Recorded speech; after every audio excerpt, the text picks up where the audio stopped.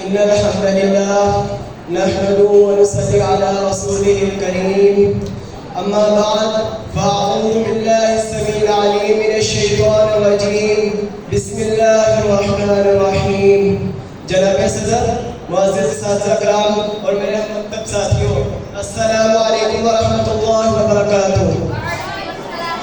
ला इलाहा इल्लल्लाह, ये वही कलमा है जिसके खातिर हमारे बुजुर्गों ने हिजरत की कुर्बानियां दी और हमें ये आज़ाद फिज़ाएं अता की। जनाब सदर, हमारे पाकिस्तान की बुनियाद कलमा तैयबा पर रखी गई। ये जमीन कुर्बानियों की जमीन है, ये वतन ईमान का किला है, मगर इस किले को मजबूत किसने किया? ये दीन का चिराग किसने जलाया? ये ईमान का काफिला किसने चलाया? ये काम हमारे उलमा इकराम ने किया।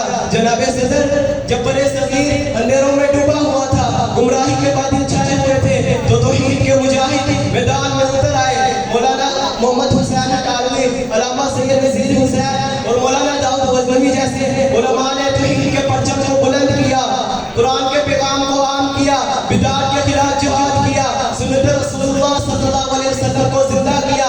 सामीन मोहतरम, आज़ादी एक नेमत है, आज़ादी एक इनाम है, आज़ादी एक कर्ज है जो हमारे बुजुर्गों ने अपने खून से अदा किया। ये वो रोशनी है जो गुलामी के अंधेरों को चीर कर निकली। ये वो खुशबू है जो शहीदों के लहू से महकी, और हम वो चिराग है जो उलमा इकराम और उस्ताद की बदौलत से रोशन हो रहे हैं।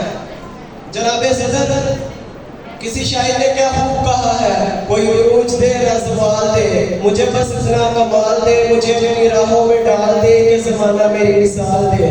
तेरी रहमतों का नुज़ूल हो, मुझे मेहनतों का सिला मिले, मुझे मालो ज़र की हवस ना हो, मुझे बस तू रिज़्क़े हलाल दे। और आखिर में मेरी अल्लाह से ये दुआ है कि अल्लाह पाकिस्तान को हमेशा तौहीद व सुन्नत का कहवार बना, हमारे उलमा की हिफाजत फरमा और क्या पाकिस्तान को क़यामत तक आबाद फरमा।